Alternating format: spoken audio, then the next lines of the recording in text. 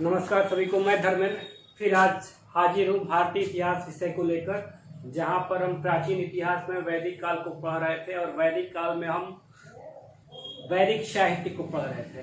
वैदिक साहित्य में जहाँ हमने दो पूर्व वीडियो में देखा था कि वैदिक साहित्य में 4 वेद आते हैं, फिर आपका ब्राह्मण ग्रंथ आता है, आरण्यक आता है, उपनिषद आता है। इसको ही वैदिक साहित्य बोलते हैं। यानी कि 1500 ईसा पूर्व से लेकर 600 ईसा पूर्व तक जो भी सनातन धर्म के द्वारा, ब्राह्मण धर्म के द्वारा, भारोपीय वर्ग के द्वारा पुस्तकों को श्रुति के रूप में सुनकर आगे बढ़ाया गया और उसे बाद में महर्षि कृष्ण देवयान व्यास द्वारा संकलित किया गया, उन्हीं को हम वैदिक साहित्य बोलते हैं। तो जहां हमने चारों वेद को देख लिया था, आज हम बात करते हैं ब्राह्मण ग्रंथ की, आरण्यक की, उपनिषद की।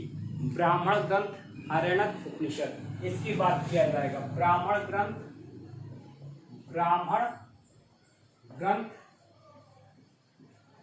आरण्यक और उपनिषद की बात करेंगे। उपनिषद, ठीक है ना। तीनों का मतलब समझते हैं कि बहुत आसानी से मतलब समझते हैं। सामान्यतः इस पोर्शन को लोग छोड़ देते हैं, नहीं पढ़ाते हैं कि थोड़ा सा क्रिटिकल सा हो जाता है, लेकिन यहाँ से आप बहुत आसानी से समझोगे। ब्राह्मण ग्रंथ होते क्या है? ब्राह्मण ग्रंथ होते क्या है? सबको पता है कि 4 जो वेद है वो संस्कृत के पद्य शैली में है। पद्य शैली यानी कि एक तो संस्कृत और पद्य शैली में है। पद्य शैली यानी कविता के फॉर्म में है, ठीक है। तो जिसको पढ़ना थोड़ा कठिन सा हो जाता है और आम जनमानस वो समझ नहीं पाता है। जैसे ब्रह्मा जी ने कुछ ऋषि को प्रकाश के रूप में ज्ञान दे दिया, तो वो तो आसानी से बातों को समझ गए, लेकिन बाकी के ऋषि और आम जनमानस कैसे ऋग्वेद में क्या लिखा हुआ है, सामवेद में क्या लिखा हुआ है, यजुर्वेद में, अथर्ववेद में क्या लिखा हुआ है, कैसे समझेगा? तो इस पद्य को यदि गद्य में क्या कर दिया जाए, ट्रांसलेट कर दिया जाए, तो आम जनमानस और आम ऋषि के समझना बहुत ही सामान्य हो जाएगा। मतलब कि ब्राह्मण ग्रंथ जो है गद्य शैली में है। क्या है? गद्य शैली में है। संस्कृत में ही है लेकिन गद्य शैली में है। तो कोई भी चीज गद्य शैली में होती है तो उसे पढ़ना बहुत ही आसान सा हो जाता है। आज भी हम पेपर की न्यूज बहुत आसानी से पढ़ लेते हैं, लेकिन कोई कविता विता दे दिया जाएगा तो थोड़ा सा पढ़ के अगर इंटरेस्ट नहीं है तो मन उचट सा जाता है। तो ब्राह्मण ग्रंथ जो है गद्य शैली में है और आसान भाषा में है, जहाँ पर हम वेदों को आसानी से समझ सकते हैं। इसका उद्देश्य यही था, यानी कि प्रसार का उद्देश्य था कि सभी लोग सनातन धर्म के बारे में, वेद के बारे में आसानी से जान जाए, इसलिए ब्राह्मण ग्रंथों की रचना हुई। तो सभी वेदों के, तो जब वेद को समझाने के लिए इन ग्रंथों की रचना हुई है तो जाहिर सी बात है कि सभी वेदों के अपने अपने क्या है, ब्राह्मण ग्रंथ है। सभी वेदों के अपने अपने ब्राह्मण ग्रंथ है। तो देखते हैं कि किस वेद के कौन कौन से ब्राह्मण ग्रंथ है, ठीक है। ऋग्वेद का जो ब्राह्मण ग्रंथ है वो है ऐतरेय और कौशिकी।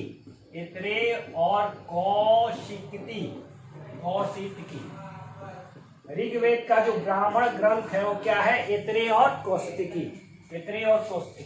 उसके बाद सामवेद का जो ब्राह्मण ग्रंथ है वो है पंचविश है, जैमिनी। ये सभी ऋषियों के नाम है, ध्यान दीजिएगा, सभी ऋषियों के नाम है। अपने अपने भाषा में गद्य शैली में इन्होंने लिखा है। जैमिनी, फिर षड्विश। क्या है? षड्विश। ये सामवेद के ब्राह्मण ग्रंथ हैं। अब उसके बाद यजुर्वेद की बात करते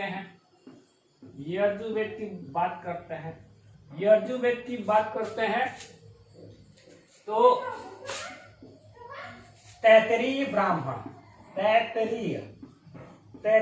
ब्राह्मण, और उसके बाद क्या है? शतपथ ब्राह्मण। तैत्तिरीय ब्राह्मण और शतपथ ब्राह्मण, ठीक है ना। और अथर्ववेद की बात करते हैं। तो अथर्ववेद जो है अथर्ववेद का जो ब्राह्मण है वो है गोपथ ब्राह्मण। क्या है? गोपथ ब्राह्मण। गोपथ ब्राह्मण, ध्यान दीजिएगा। ठीक है, इसमें से जो सबसे ज्यादा इंपॉर्टेंट है तो आप कह सकते हो कि शतपथ ब्राह्मण जो है सबसे इंपॉर्टेंट है, क्योंकि ये सबसे प्राचीन, भले ऋग्वेद की रचना इतने और पुस्तकी ऋषि ने की थी, लेकिन शतपथ ब्राह्मण जो है सबसे प्राचीन, सबसे क्या है, प्राचीन ब्राह्मण है। शतपथ ब्राह्मण जो है सबसे प्राचीन ब्राह्मण ग्रंथ है। शतपथ ब्राह्मण जो है सबसे प्राचीन ब्राह्मण ग्रंथ है, और इसी में आपके अश्वमेध यज्ञ की जानकारी दी गई है। शतपथ ब्राह्मण में ही सबसे पहले अश्वमेध यज्ञ की जानकारी दी गई है। तो अंडरस्टूड, समझ गए होंगे सभी लोग कि ब्राह्मण ग्रंथों की रचना किस लिए हुई है। उसके बाद अब आते हैं आरण्यक पर। आरण्यक जो है अरण्य से बना हुआ है। आरण्यक जो है अरण्य से बना हुआ है, जिसका मतलब होता है जंगल, जिसका मतलब होता है जंगल। ठीक है, ये जो ब्राह्मण ग्रंथ है, चाहे वेद है, सार्वजनिक जगह पर इनकी रचना हो गई। तो उनमें से कुछ लोग ऐसे भी होंगे जो एकांत जीवन पसंद करना चाहते होंगे, एकांत जीवन जिन्हें अच्छा लगता होगा, तो एकांत जीवन में चले गए, यानी कि जंगल में चले गए, और जंगल में जहां पर उन्होंने जिस पुस्तकों की रचना की, यानी कि जिसकी रचना की, उसको ही हम क्या बोलते हैं, आरण्यक बोलते हैं। क्या बोलते हैं? आरण्यक बोलते हैं, यानी कि जंगलों में। और यहाँ पर ही सबसे पहले दर्शन का प्रस्फुटन होता है, यानी कि भारतीय जो दर्शन है, जो 6 दर्शन है, सांख्य है, योग है, न्याय है, मीमांसा है, वैशेषिक है, वेदांत है, तो इन दर्शनों की जो उत्पत्ति हुई है वास्तव में अरण्य से ही हुई है। भाई अरण्य में हम जाएंगे, जंगल में जाएंगे तो सोचेंगे, स्वयं के बारे में सोचेंगे, दूसरे के बारे में सोचेंगे, तो यही सोचना क्या होता है, दर्शन होता है। दर्शन होता है यानी कि फिलॉसफी होता है। तो दर्शन का जो शुरुआत है वो भारतीय विषय में अरण्य से ही शुरुआत माना जाता है, अरण्य।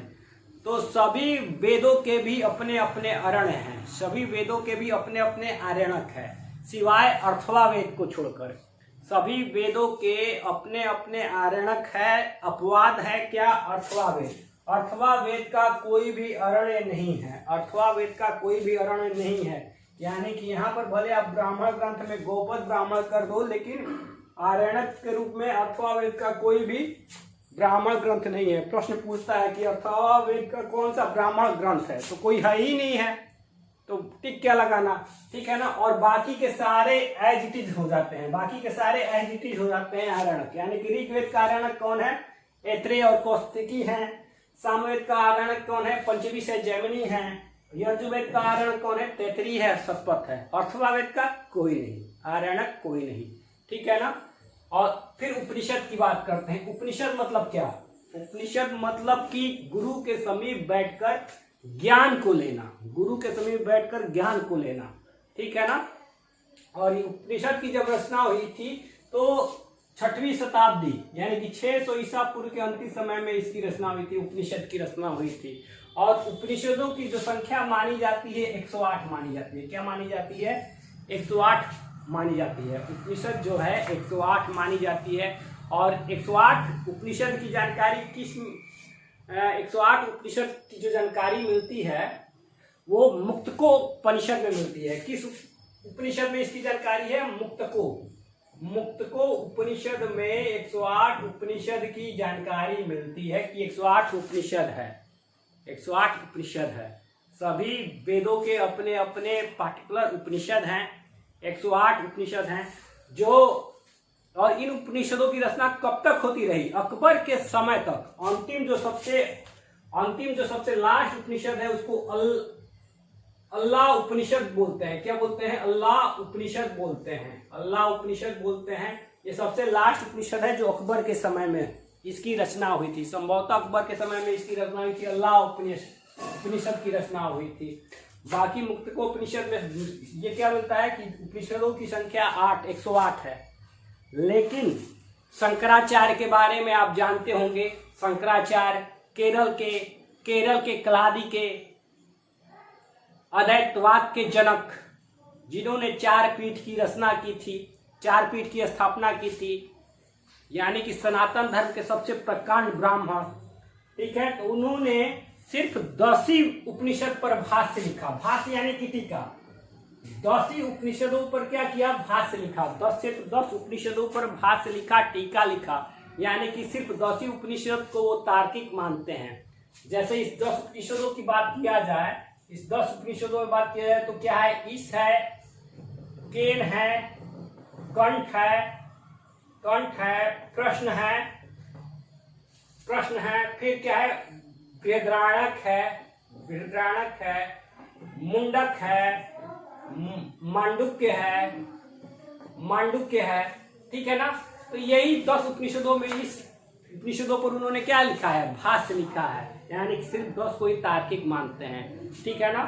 तो 108 ये हो गए, उपनिषद हो गए। सभी वेदों के एजिटी जो है, इसके अलावा कुछ हो जाते हैं, वो क्या होते हैं? सभी वेदों के अपने अपने उपनिषद हो जाते हैं। तो उपनिषदों से हमेशा प्रश्न पूछा जाता है। क्या उपनिषदों से प्रश्न पूछा जाता है ज्यादातर? जैसे आप सुने होंगे कि सत्यमेव जयते कहाँ से वाक्य लिया गया?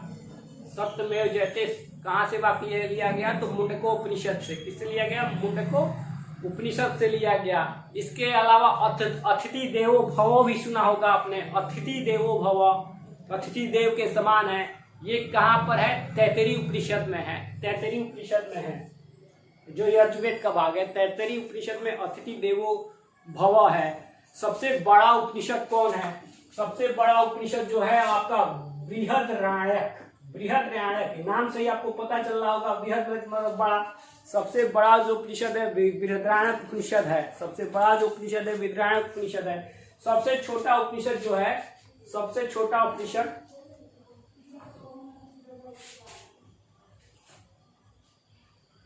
सबसे छोटा जो उपनिषद है वो क्या है? मांडुक्य। मांडुक्य उपनिषद है। सबसे छोटा उपनिषद क्या है? मांडुक्य उपनिषद है।